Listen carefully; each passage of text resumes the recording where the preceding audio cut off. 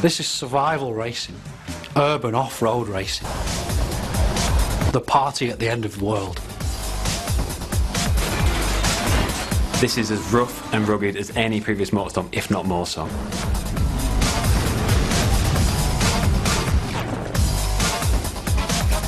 So what we're here to do is put a couple of diaries together that really try and explain the two major modes in Motorstorm Apocalypse. Festival mode is the main single-player campaign in Motorstorm Apocalypse. You'll race amongst buildings which are falling down around you, on the beaches, down in tunnels and the sewers. In this game, the festival represents a much more story-driven campaign. Every race has a sense of persistence. You go from track to track, and whatever happens in the last race will follow over into the next race. What we've got in Festival are 3 different difficulty levels. They're each driven by a different character. A rookie character, a guy we call the Pro, and Big Dog, the veteran. And you race as every character. You don't pick one of them. We've created much more accessible races in the start, and then much more challenging races at the end for the hardcore. So Festival mode, we're aiming for probably around 7 to 8 hours of gameplay for a player that's familiar perhaps with racing games. But of course, there's much reason to go back and replay through the festival, because now we have a lot of unlocks and hidden items actually to find within the festival mode. I mean, we're aiming for somewhere in the region of 40 bespoke races, and that's more than we've ever had in the series before. If you play a lot of racing games, you'll know it's really important to be able to learn the track to get better and better at it. So whilst multi-events will play at the same time when you play through the same race, there's a lot of emergent possibilities. So players will experience certain levels of predictability that at least allow them to learn the tracks, but they're never too sure what's going to happen around every corner.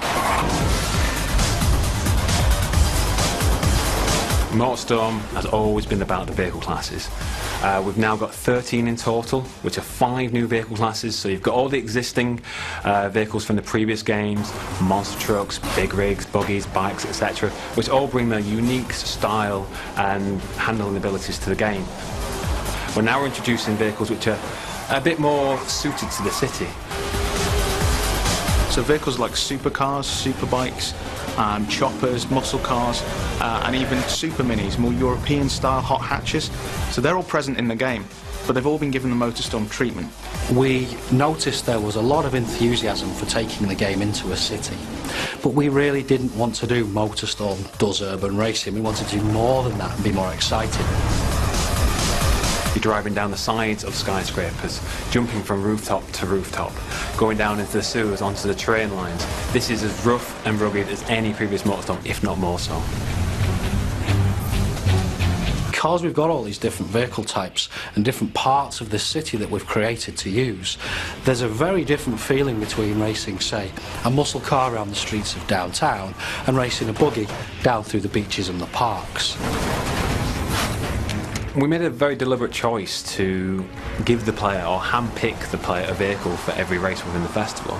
And the reason being is that we can then tailor the grids, the AI that you're playing against, around that vehicle choice. For example, one of the races may feature the player on the bike, but then every other AI competitor has a big rig, and their objective is to just take you out. So you have to survive this race more than anything else.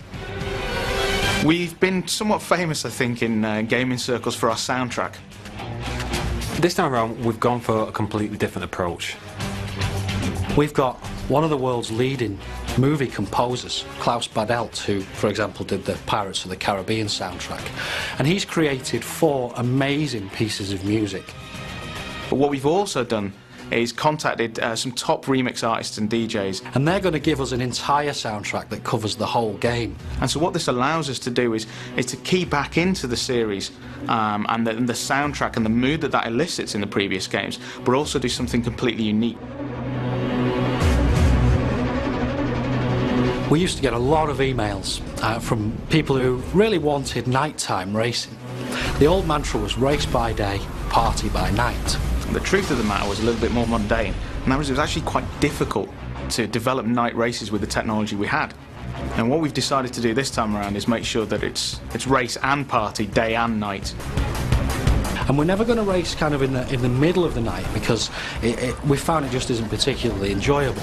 It's dark enough so that the headlights have a use, and it really makes the race feel different to how it would play out in the daytime. We've added life to the city in the form of a private military contractor and a bunch of crazy looters. You can run these guys over, some of them will attach themselves onto your car, the military will start firing rockets at you. They've got a huge arsenal of tanks and helicopter gunships to try and disrupt your race and to try and get you to turn around and head back out in the city.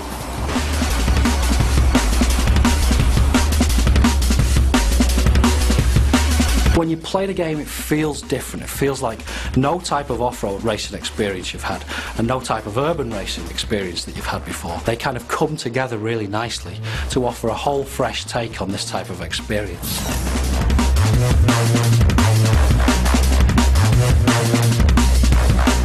We're now saying it's racing and partying. 48 hours of insanity before everybody has to get the hell out of the city.